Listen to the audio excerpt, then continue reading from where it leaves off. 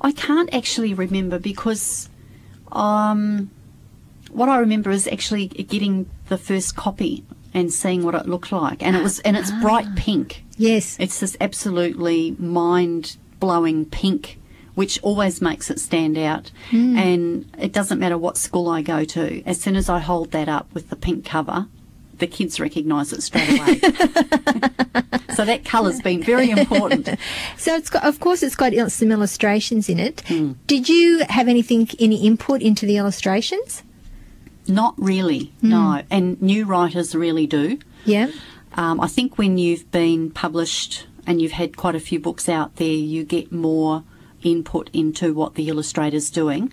But usually not, because what the illustrator likes to do is take the story and go away and create their own illustrations. It'd be like if I was writing a story and the illustrator was leaning over my shoulder saying, no, don't write that. That's stupid. You know, I don't like that bit. Take that bit out. And illustrators are the same. So in publishing, the editor is kind of like the liaison person. Okay. So the editor or even the editorial group at the publishing company, depending on how big they are, they will look at illustrators' folios. They'll think about what kind of story it is, what tone it is, whether it's funny or serious or whatever, and then they will look at a few different illustrators, their styles, and then they'll decide who they think would be good to illustrate that story in a particular way. And did you feel when you first saw your book, did you feel that the illustrations were a reflection of what you would have had in mind? Or you hadn't really thought about it? At that point, I hadn't thought about it. Okay, yeah. Yeah, and Kathy Wilcox, who,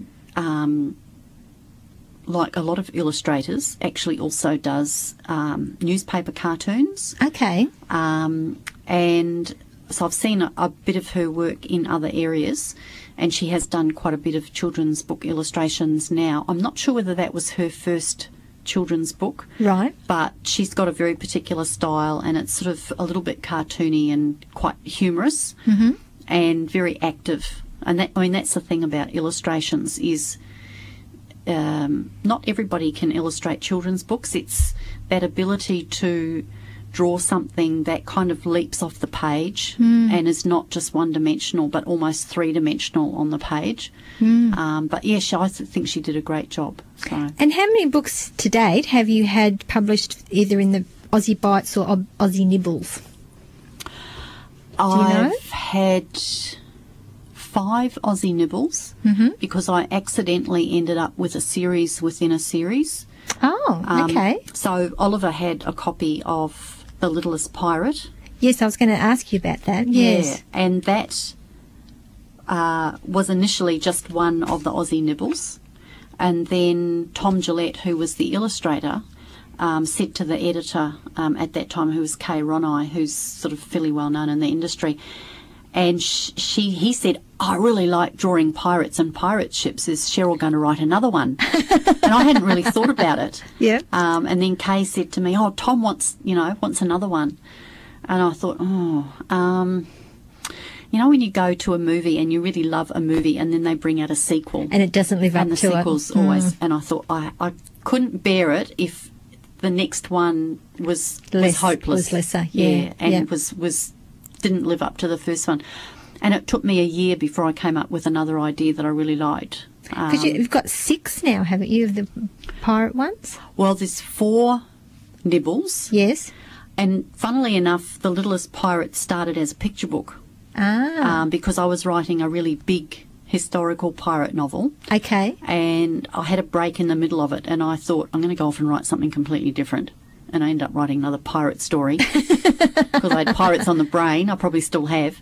And so I wrote The Littlest Pirate, but I wrote it as a picture book. Okay. And after I'd sort of worked on it for a while, I sent it to Penguin, and they said, no, we don't want to do it as a picture book, but we've got these nibbles, and we'd love to do it as a nibble. So I had to actually expand it. I had to expand it because it wasn't long enough. Yes. And then... So the very first time it was published was as a nibble? As a nibble. Yeah. A little chapter book. Yeah. Yeah. And then there were 3 more after that. But Yes. then in the meantime, about 3 years ago, Penguin came back to me and said, we've had this great idea. We want to do it as a picture book. And I thought, oh, I've already beaten you. It's a bit, did you feel like saying, oh, that's a good idea? Yeah. I actually still had the original story on my computer. Oh, perfect. Yeah. So we ended up, because we had to cut the nibble right back, but they wanted to do what they call a long picture book. Okay. So these days, picture books on average are only around about 600 words, Okay. 6 to 800. That's kind of the ideal length. And you will see picture books that are a lot shorter than that, but 600 is about what you aim for. And so something like The Littlest Pirate as a picture book is probably between 11 and 1,200 words. Oh, so that's almost double the size of the average book, yeah. And they said that they'd had a lot of feedback from booksellers who were saying, you know, all these shorter picture books are great for littlies, but for kids who are learning, they're called newly independent readers, or who still want to be read to at night but want a longer, more substantial story, there's nothing. So they needed like a crossover book, so to speak, yeah. So that's what they called it. They call them long picture books. So, Okay, so The Littlest Pirate came out as a picture book. yes. And then the next nibble, which is The Littlest Pirate and the Hammerheads, which of course is about hammerhead sharks, came out as a picture book just in February this year. So you've had 2 picture books now. Yep. And Yep. then The Littlest Pirate in a Pickle, which is the 3rd nibble. We're just working on that now. On the text, I've just had to cut that by about 500 Oh, words. so basically the 4 pirate books are going to be turned into picture books.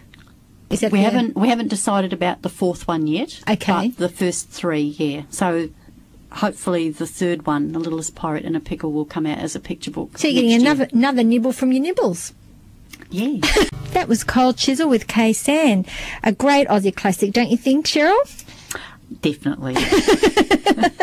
And with me in the studio is Sherryl Clark, author extraordinaire. And you've actually got a couple of books coming out in June this month. Now, the first one is a picture book, Yes. which is called Now I Am Bigger. So tell us a little bit about the book, Cheryl. Well, I write, as I said before, a lot of poetry. Mm-hmm. And I have now 3 what's called verse novels for upper primary, which is about grade 4, 5, 6. Now, just explain to listeners, what exactly is a verse novel? Well, it's a story told in poems. Mm-hmm. So I come up with an idea for a story, and it does take a while for me to kind of think it through and think about what kind of story I want to tell. Mm-hmm. And it has to be a particular kind of story. So for me, often when I write these verse novels, for some reason they come out really minimalist. So the poems are really short and concise, and my aim is to write poems that leave a lot of room for the reader to imagine the story. Yeah. And there are certain kinds of stories that just lend themselves, I think, to a verse novel. Okay. So there is a plot, but it's very much about the characters and what's happening to them in the story. And so the first verse novel was Farm Kid, and that's a story about a family during a really severe drought and about them losing their farm because the bank forecloses on them. And what year would that roughly have been written? I wrote that in 2004, and that one ended up winning the New South Wales Premier's Award in 2005, fantastic. which was great. Then I wrote another one called 6th Grade Style Queen, which is about a girl in 6th grade, obviously. Not Not a style queen at all, but just, that awkward age when the other girls in the class seem to be just moving way ahead of you, and some of them are wearing bras and some of them are wearing makeup, and you're still chubby. yeah, and kind of not really interested in that stuff and not knowing where you fit in anymore and feeling really left out. And that's where Dawn starts at the beginning of 6th Grade Style Queen. And then what happens is her parents split up. So again, it's that thing of the character who Dawn is and then what happens to her in the story.